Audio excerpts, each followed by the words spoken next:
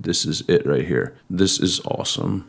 I don't know exactly why I'm doing this right now, but I'm scanning some 4perf Vision 3 with the Hassy 907X. I've made a huge mess. Don't tangle.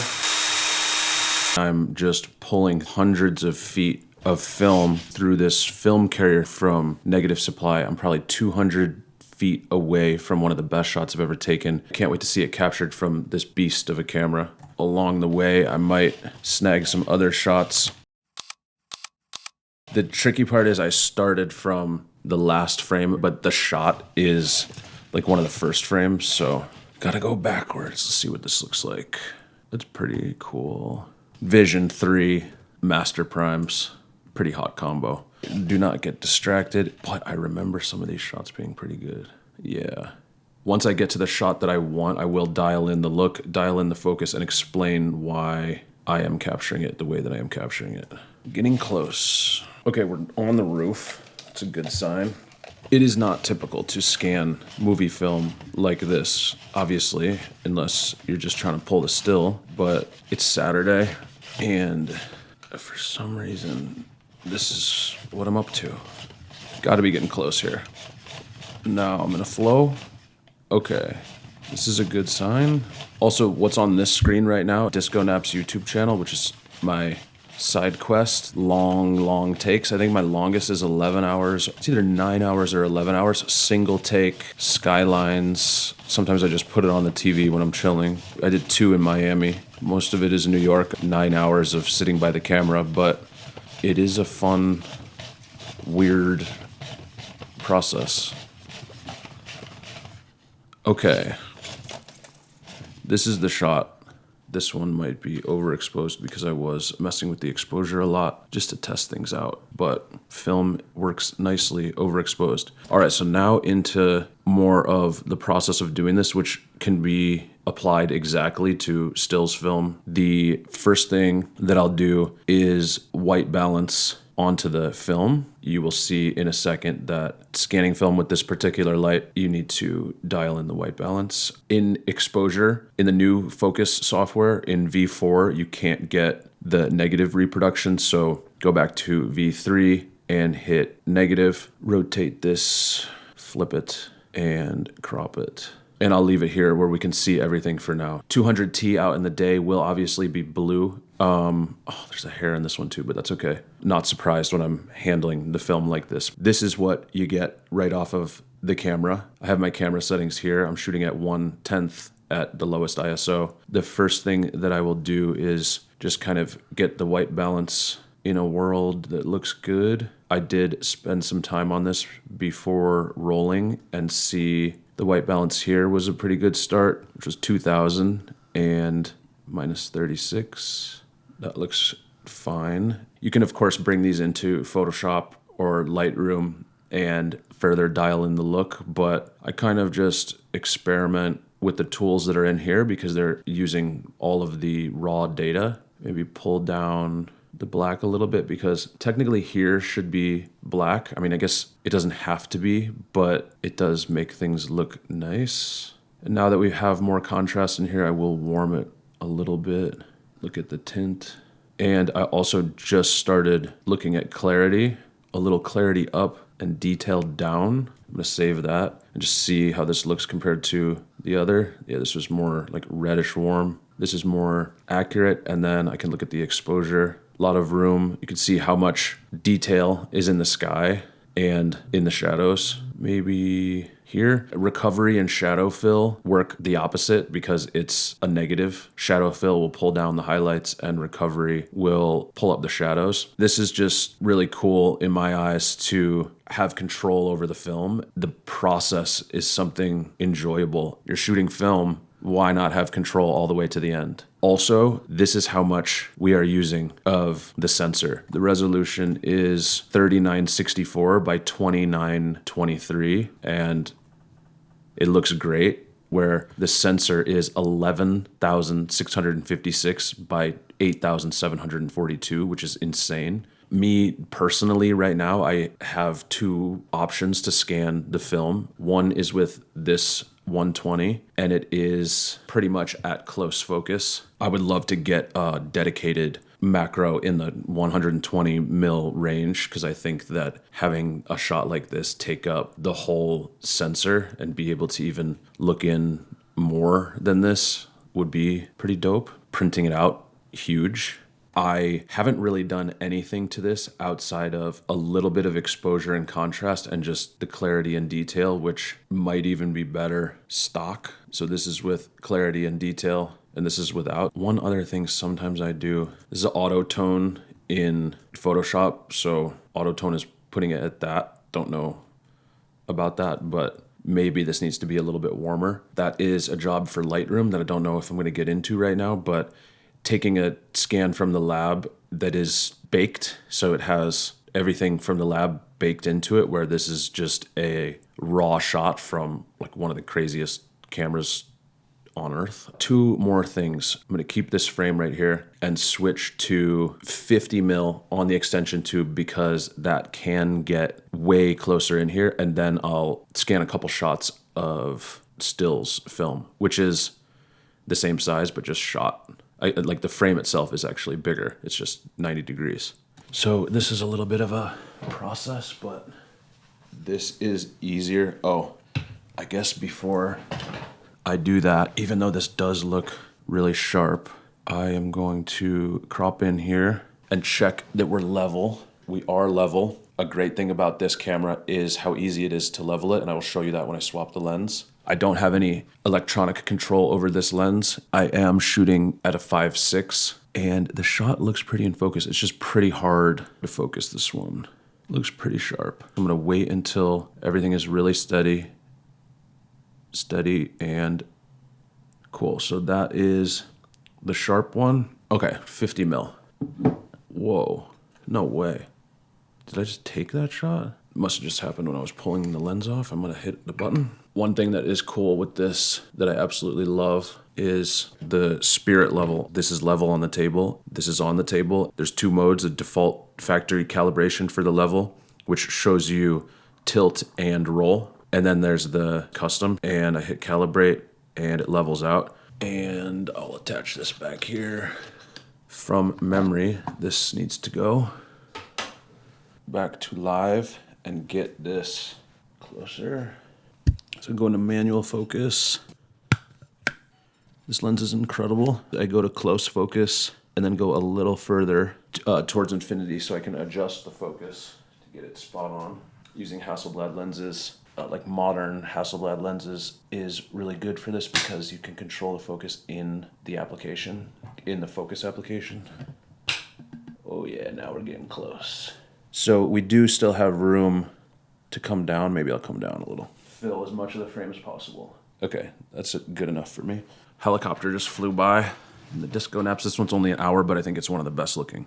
Move this to get it centered. Also, with the negative carriers and the gear from Negative Supply, there's a lot of different shaped mats so that you can not have any stray light coming around the edges, but this is just kind of for example's sake and quickly set up, but you could be more precise with everything. Try to get it as straight as possible. Knowing that the face is sharp here because Arjun, First AC, made it sharp, I will go to the face and make it sharp. The good thing about these lenses, as mentioned, I can adjust the focus in the focus software, so it's much more precise because I'm not moving around the camera. You could also probably have the camera on like a copy stand, which will make it much more steady, but I'm not there yet. Okay, I'm gonna shoot this at a 5.6 like before. I'm gonna check the depth of field here and step to focus. This is it right here. This also shows you how in focus you are. It's a little tough on something like film, but you can go to a point of contrast, and the higher the line, the more in focus you are. It's easier to see when you're not taking a photo of a photo. So I'm just eyeballing right here, trying to see the grain. I think here will do. Wait till it's steady and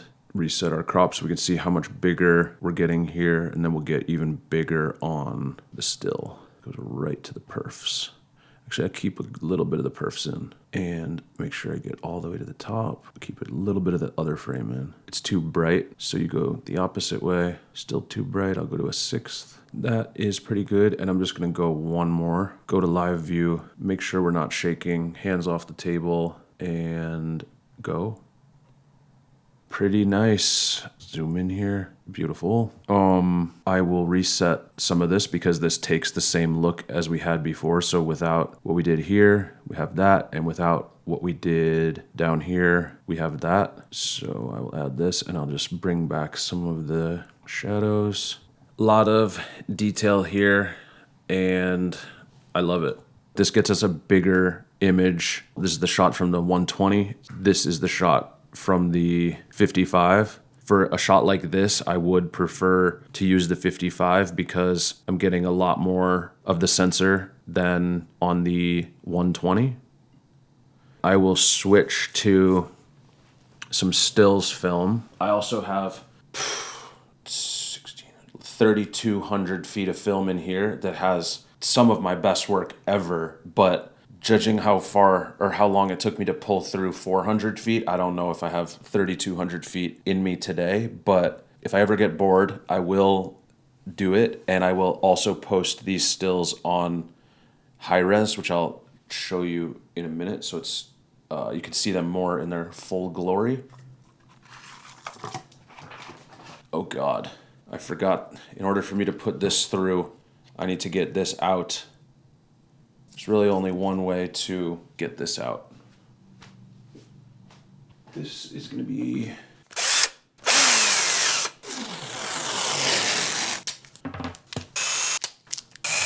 I want to go faster with this, so I need a glove.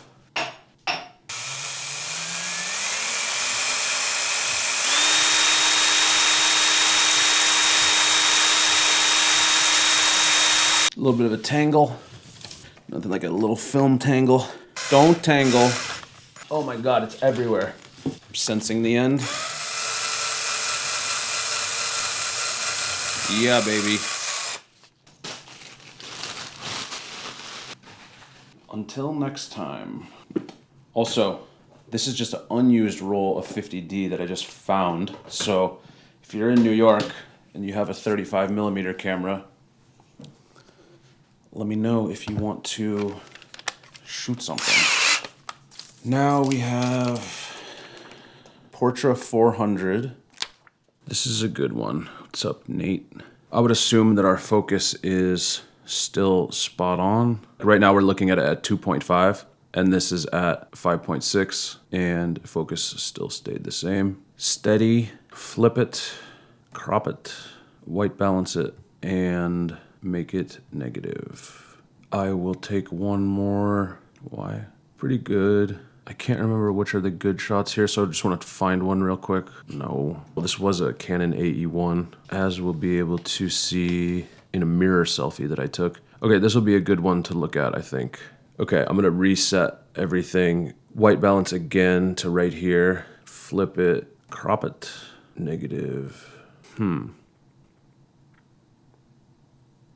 I'm gonna not use the distortion correction because it's not taking into consideration the extension tube and I'm not gonna allow it to have any vignette correction. And I'm gonna save this. Our exposure is looking pretty good. White balance is okay. And I'm gonna just crop this more so there's less distraction. Yep. And potentially warm it. White balance, where are you? Okay, so we're pretty much all the way warm. This could be rendered and warmed in any other application, or we can go into the curves, pull out some blue, pull out some green. Pretty good. I swear this is noisier than normal Portra 400, but I could be wrong. So with the white balance, just a couple things to note. I am maxed out on the white balance here. So in the raw data, I can't warm it up any further, and that's just due to the color temperature of this light. It's getting dark. Why is it getting dark? Whoa. In camera, just looking at this as the negative, let's just say we went to daylight. This particular film is really orange. We have to max the camera out. And it makes me kind of want to get a bluer light. And I did some tests with an Aperture MC with tons of diffusion on it in a bluer color temperature, and it allows you to take a photo at 5600 so that you have room to warm it up more than you would have on this light. So getting a light that's bicolor may be useful. Like black and white film might not matter as much. Certain films might not matter as much, but this is fine. And I could warm it up in another software, as I mentioned, but it would be nice to do it in the raw data so that you can then get it as close to what you want in this software and then do other adjustments in another software. But with film, I just don't think that you need to do that many corrections. It kind of looks great right off of the camera. Also, one other thing, this is what's happening with the 55 with a 48 millimeter extension tube. We are more into the edges of the sensor here. This 55 mil is an amazing lens. It's the Hasselblad 55 f2.5, absolutely amazing lens. But with the extension tube being so large, the edges get a little blurry like what you're seeing here. I will turn on exposure lock, take a shot at 2.5 and a shot at an 8. So at 2.5 you can see how much different the edges are than an 8. The flaws that you can see from the extension tube are minimized as you stop down. So this is a nice high resolution film scan. We have a resolution of 10,771 by 7277. I have this scanned from the lab. Can I find it? This is the shot from the lab. I'm going to download the TIFF. This is 6700 wide. This is 10,000 wide. Not that that matters too much because this is only 3,900 wide and looks great. And even when you zoom in, it looks great. So this is the scan from the lab, and this is the scan from the Hasselblad with adjustments. So if I turn off adjustments made in the histogram and the exposure and look at the histogram, everything is just very much within, like we can see all the data here and have a lot of room to move things around and are able to adjust color, temperature, tint, and just all colors in general with the raw data from this camera, where this from the lab has a warm look baked into it. Having the room to dial things in is what interests me. Also, we can see here how sharp this was with not scanning with through an extension tube. But scanning through an extension tube or using a diopter can add another element to the photograph that's like optical and natural, not made in post, which could be cool. So I could see myself utilizing this on purpose for some stuff, maybe. I also feel that this lens is so close to the film right now that I feel like some of the light is bouncing off of the lens and back onto the film because it kind of looks like that here and here. But I'm not positive on that. Okay, let's see what else we got here. Canon AE1 in Seattle. Oh yeah, we have some cool shots here. Reset our exposure and turn off exposure lock and get this to be more accurately exposed. Contrast. Sup, boys? Oh yeah, this is a good one. Make sure we're nice and sharp. Maybe here. Make sure we're not dancing around too much. I'm a big key command guy, but I don't know the key commands. Command Shift Left. Nice. Let's see what we could do here. This would be more of a keeper if I had a dedicated macro that didn't need any extension tubes, because this boat is on the edge and getting a little blurry. Check the tint. I think I had a dirty lens as well, and there's stuff all over this. Curves, curves, curves. Oh, the curves have been acting this whole time? Not too bad. Pull some more green out. Yeah, I like it. So I'm gonna go back to this shot, take a new shot so that it retains the cropping and everything from that, and then go back to live. Same shot, but horizontal, maybe? No. Maybe? No. I know that this one didn't come out too well, but I don't remember why. Maybe it was just too dark, too much haze in the sky. But we did go up this a little bit the next day, I believe. Different roll of film. Night before the climb, 3 young mountain men look out to the horizon before packing up the cameras and Cliff Bars. One eye on the summit and one eye on the mun. Right there. Thanks, Mom. Okay, do we have anything else here? Little skyline of Seattle. I don't know what was going on right there. Old stomping grounds. Oh my God, this has just been annoying me for 20 minutes. Full circle moment here. This shot that I started out with, I also shot on the Alexa, and this is F1 operating on Alexa footage to make it look nice. But also on this website, I have restarted this only because my image hosting was out of control. But I will post some frames from what was scanned today and what I've been kind of scanning over the course of 2 months onto this website, because it's just a nice way to see, a little bit closer in on what I'm posting on YouTube without YouTube compression and without just the pace of the video moving it forward. You can kind of look at things slower and crop in and pixel peep like the mission statement here. I think my next move is getting a lens that is a little more proper to capture this all cleanly. Overall, this Hasselblad camera has been amazing, and being able to do all sorts of things with it in insane resolution and insane dynamic range and colors, and you don't need to make too many adjustments. Everything looks good. Using it as a camera all the way to scanning film with it is an incredible process, and I just keep loving this camera and the X2D even more every day. Okay. Peace. Okay, actually, one last thing. The next video that I will post, I think, is one that might be the most useful information and deep look at printing digital footage onto film. It looks incredible. The whole process is insane. I went deep on it and have a lot to share about it. And I think that in today's world, it's a really hot option that not a lot of people are looking at that much. So keep an eye out for that one.